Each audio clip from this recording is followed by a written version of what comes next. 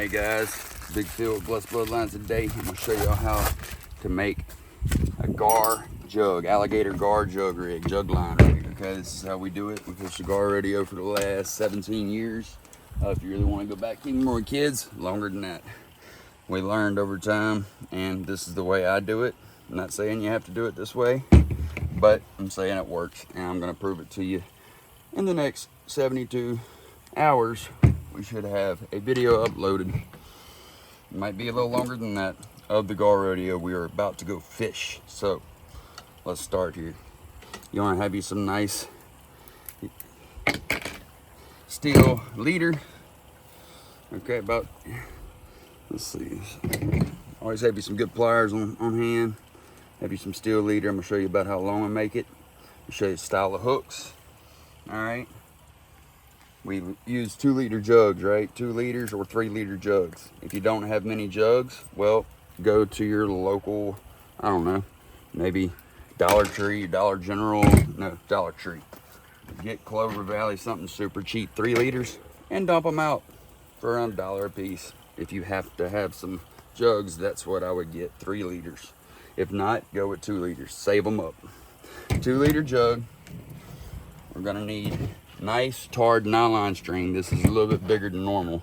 This is well over 500 pound breaking strength. And then of course, the biggest part, hooks. Now, these are bigger than I normally use, but we're going after some giant gar for this alligator gar rodeo. We're trying to win this thing. This is 9/0, okay? It's 8/0, almost right? $1. No, we use 8/0, but this is 9/0. This is a 9/0 hook. Now, I usually put 2 8/0 hooks back to back. All right, this is 2 9/0s, like I said. Put them back to back just like that. I'm gonna take my leader, run it through there, straighten it up, get it nice and straight.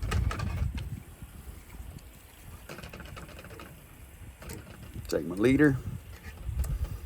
I've literally used electric fence wire before, all kinds of stuff, anything. I mean, this works very well. You're gonna run it straight through, okay? Pull maybe, I don't know, the length of your index finger out, and grab it. Bend it with your fingers if you want. Gloves is something I definitely recommend. No, I don't have them on me right now. It'll be okay. By the end of this, after about 40 or 50 liters, it starts to get a little tiring and starts to hurt. I'm gonna take it, I'm gonna bend it right here, tight against the hook. Bend it, make it like an anchor shape.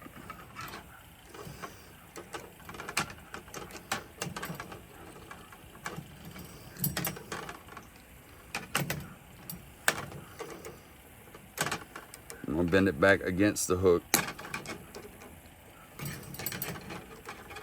The more that metal the gar can feel in his mouth, the longer it's gonna take for him to swallow that sucker.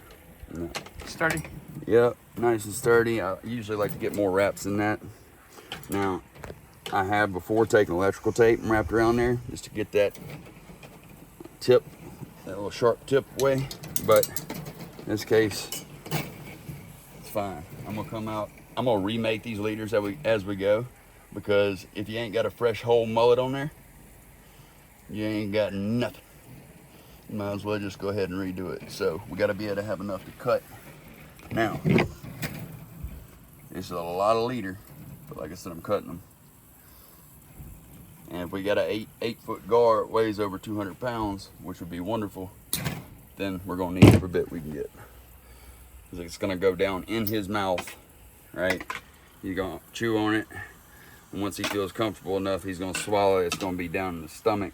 So we're talking about a 6-foot gar that's down in his stomach. And we got to remake these leaders throughout the night. Plus we have to bend them here. We're not doing that yet though, not yet. Not just yet. We're gonna wait, because we're gonna take our fresh mullet one by one as we make these leaders up. We're gonna stick it through the mouth of the mullet, and we're gonna run this nice straight leader through his mouth and out by his tail. It'll pop out by his tail. All right, we're gonna make up 10 at a time with mullets on them already. These hooks will be around the back of the mullet's mouth. All right, just like that. and we're gonna have 10 of them sitting down in an ice chest, 150 quart ice chest, bundles of 10. So, which will lead me to my next point of the video, which will be catching bait. But next, after you get a leader made,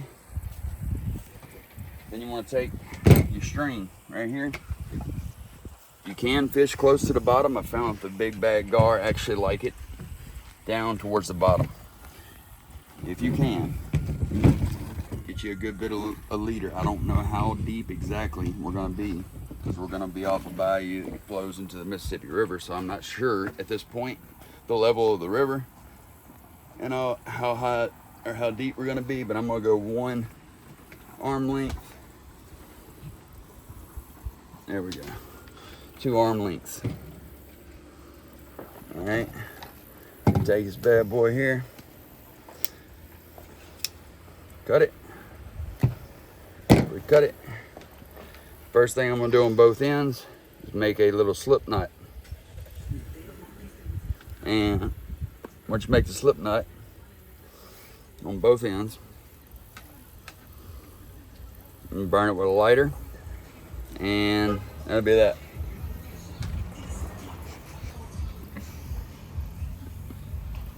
Yeah, that's that wasn't meant to be part of the video. Appreciate it, cuz.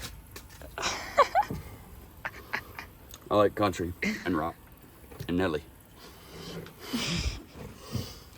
Look, here we go. All right, I'm gonna give you an example right now of how we make our jugs. Get whatever color you want, but let's find a clear one. Where's the clear jug at?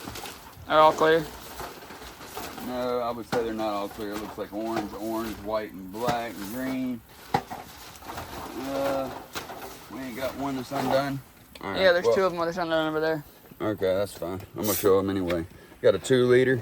I usually take a bug out or whatever knife you got. You run it under the edge, get that paper off right, and take our paint can. We opened it up before you put paint in it, obviously. Make sure that jug's popped out nice and tight. Shake it up good. Turn it upside down. Reason I'm doing this because that paint will flake up and sooner or later will come off. Okay.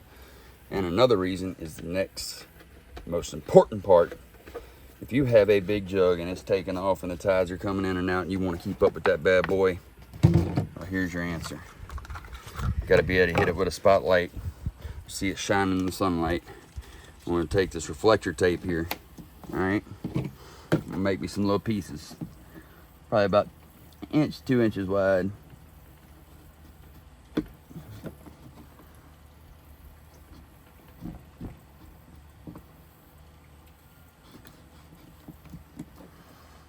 Just like so. I'm going to cut it all the way down. Alright, I'm going to come back across. Tear. Tear. Before you know it, we're going to almost have an assembly line here.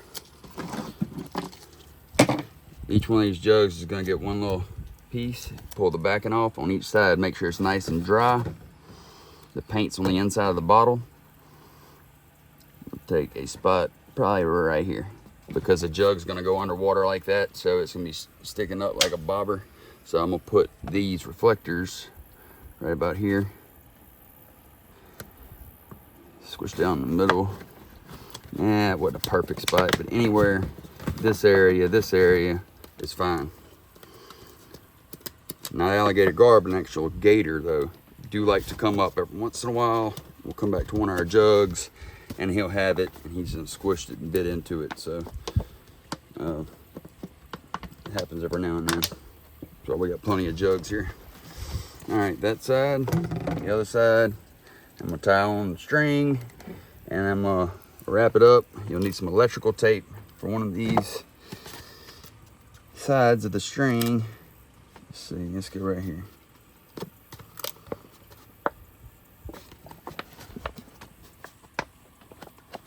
I do like to put some paint on the outside before I'm done sometimes, but you don't have to because we got it nice, pretty like that. Take my string, all right, nice and tight, not leaking air. I can trust this to go underwater like a torpedo, so I don't use bleach jugs or laundry or anything like that. I use 2 liters, okay? Because they go under and say we hit a log. All right, it's guarding, drug it underneath a log or anything underwater. It can go under, through, and pop back up and go through the water. I'm gonna give you a pure example of that when we go on this trip. We're gonna be filming it with our GoPro in 4K, maybe even some drone footage. It's gonna be nice. All right, coming around my 2-liter bottle right here. Like I said, I use usually a step down from this. This is awful big, but I got some monsters where we're headed. So it's a monster alligator gar. Get a few wraps here, go through, come back through, okay? Kind of pull down, work it down.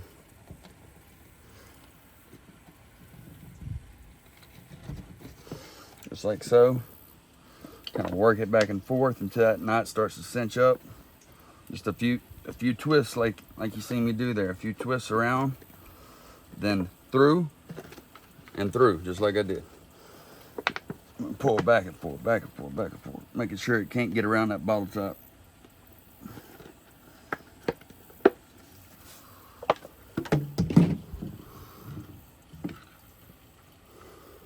Cinching it down real good here. Just like so. And I'm gonna take that bad boy, make sure it can't come off. No, it ain't coming off. Wrap it up. This is pre-fishing rodeo or gar fish trip, whatever. All right, this is to keep it nice and neat, because when I put it together with the mullet on and get ready to toss it in the water, where is my leader? We're gonna find my leader real quick. I'm gonna give you a short example. All right, the mullet's on. We done stuck the wire through the mullet completely. He's on there. We take one out of the ice chest, for example. After the mullet's on, the first thing I'm gonna do actually to each one of these is I'm gonna twist. After the mullet is on, keep this in mind. I'm gonna twist just like that. Make me a spot. I'm gonna twist this all the way around, wrap it, and leave me a nice little hook right there. Same thing as I did with the hook, but even more wraps I'm gonna do on this side after the mullet is on. That way, when I'm ready, I can take my electrical tape. Let's see, electrical tape off the bag, off the jug, out of the bag, off the jug. All right, pull it out of my bag here. Boom. It's gonna be just like this. All my jugs. I have it just like this to keep that unwinding and having a giant mess, and taking a little tape, wrap, done. Leave a dog ear on it right there so you can undo it. Okay, boom. I'm in the boat, get it out. Mullet's on, this is tied, and obviously it's pretty self-explanatory from here, but I'll just take it out the bag, bang, just like this. Get rid of my tape, put my trash bag in my boat. I don't want to be littering the river. God gave us a river to fish in, let's keep it clean. Shy Uncle Hunter there. Well, I mean, it's true. I don't like leaving litter out, because literally I grew up hunting and fishing, and the Lord gave us that opportunity, so I think we should take care of it. I didn't think so much of that when I was younger, but as I get older, I can see. I can see clearly now, okay? We got this all wrapped around, just like this. We twist it up good. You want to show them It later? ain't coming out. I'm gonna go ahead and give them my example right now. I'll give you an example right now. I'm coming through here. Few wraps, just like the bottle. Go through and through, and I'm gonna tighten it back down all the way on there. And then I'm gonna chunk that bad boy out, just like this. In fact, you just make sure you get the point. Here, with a nice, fresh, whole mullet. Hope y'all enjoyed this. Stick around, because we're about to go catch some hammers, some monsters, some prehistoric dinosaurs. See if we can win this thing. This is Big Phil and Little Phil behind the camera with Blessed Bloodline. God bless y'all. See you in the next clip.